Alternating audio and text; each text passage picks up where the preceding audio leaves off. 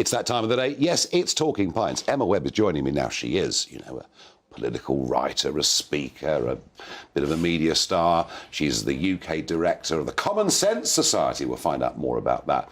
But before any of it, Emma, welcome to the programme. What is it we're drinking here? So this apple juice was made from apples that was... so the UK branch of the Common Sense Society recently just launched on the 20th of October. And in the autumn, we had our Britannia Fellowship. And the day that Her Majesty unfortunately passed away... 8th of September. We were in Wiltshire for the Britannia Fellowship, and we picked apples on the late Sir Roger Scruton's farm with his wife Sophie, who was one of our trustees. And Sophie very kindly had those apples from their orchard pressed into apple juice that we used to toast at our launch. So it's a very special bottle of apple juice. Thank you very much indeed. Emma, what is it that got you at quite a young age actively involved in political debate, campaigning, writing, broadcasting?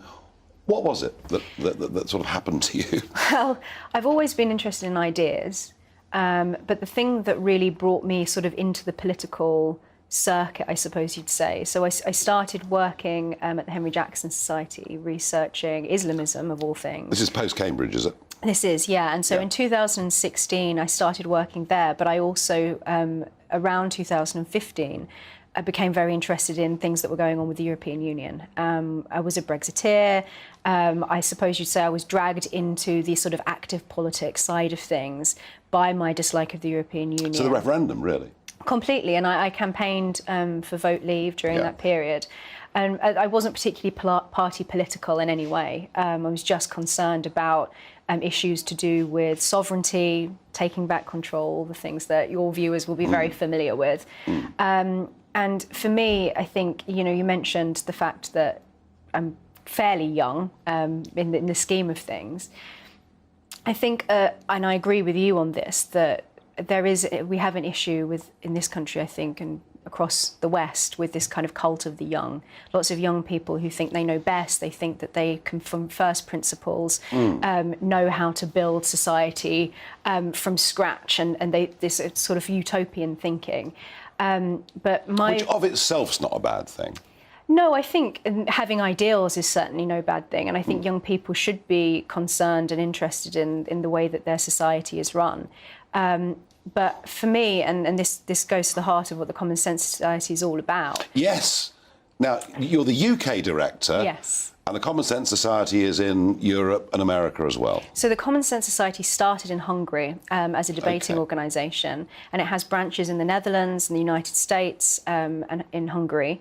And we've recently launched one here. We've got some other branches. It's a rare commodity, common sense, It is, and what we want to do is we want to promote liberty, prosperity and beauty in all of the places where we have beauty. We have our networks. Yes. So how do you promote beauty? Well, beautiful buildings, beautiful landscape, being a good custodian of the things that we've inherited. And we believe that those three things are fundamental for human flourishing. So this goes back to what I was saying about this idea of youth and the young, which is that my view is that no one person in their entire lifetime, even if you live 80 years, can accumulate enough knowledge and wisdom on their own to know what's best, the best way to run society. But what we do have is generations of accumulated, tried and tested methods, principles, values, things like parliamentary democracy, the rule of law, the common law. So you're very traditional. Yes, and I think that, going back to what we were saying about youth, that actually this inherited generational wisdom that constitutes common sense is really, for me, what I want to promote here in the UK. But I think, as you say, we need an awful lot more common sense in the way that we do things. But if I said to lots of young people, beauty was one of the aims of the Common Sense Society and the maintenance of things that are good, they'd say climate change, because that's what a lot of them believe in. Is that part of your agenda? Climate change? Yeah. Well, no. Climate change is, I think, my personal view on a lot of climate change activism is that it's utopian.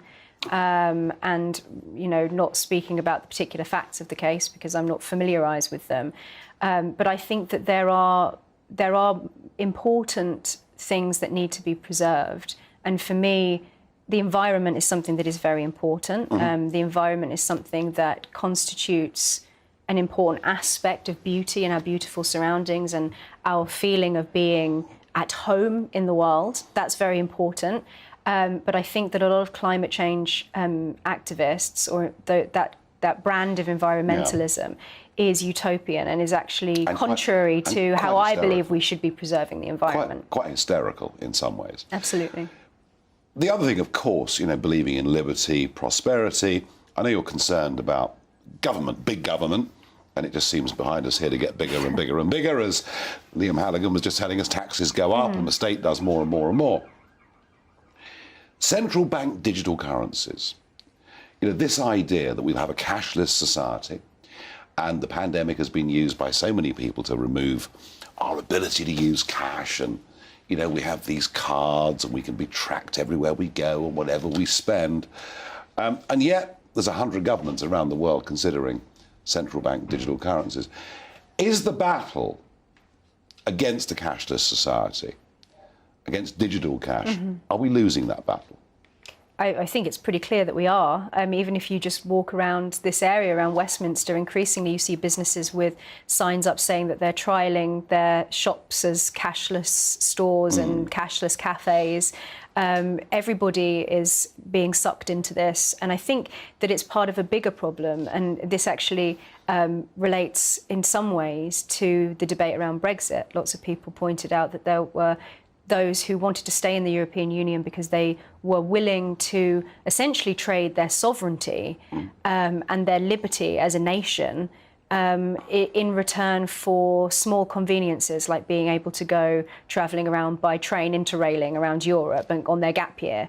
And I think that we're seeing a similar thing now with the cashless society, that a lot of this is extremely convenient and people are willing to trade their liberties for convenience, and that is extremely that's a fair troubling. point.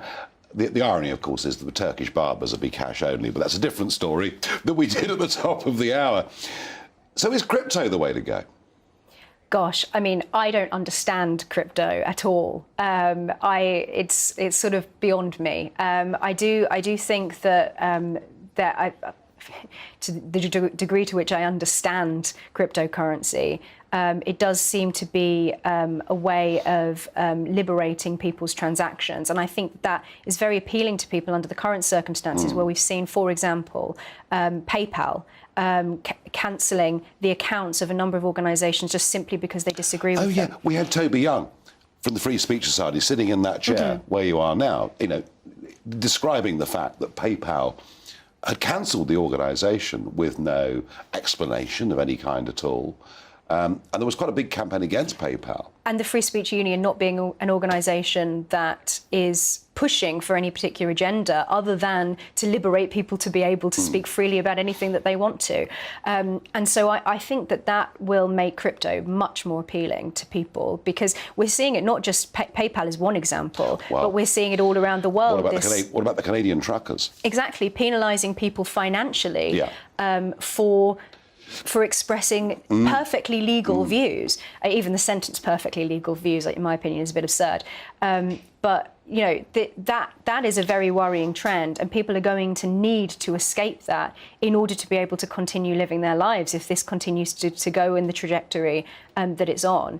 And so I think that makes crypto appealing. But I do think that the appeal of crypto suggests that there is something quite fundamentally wrong with the way that things are currently.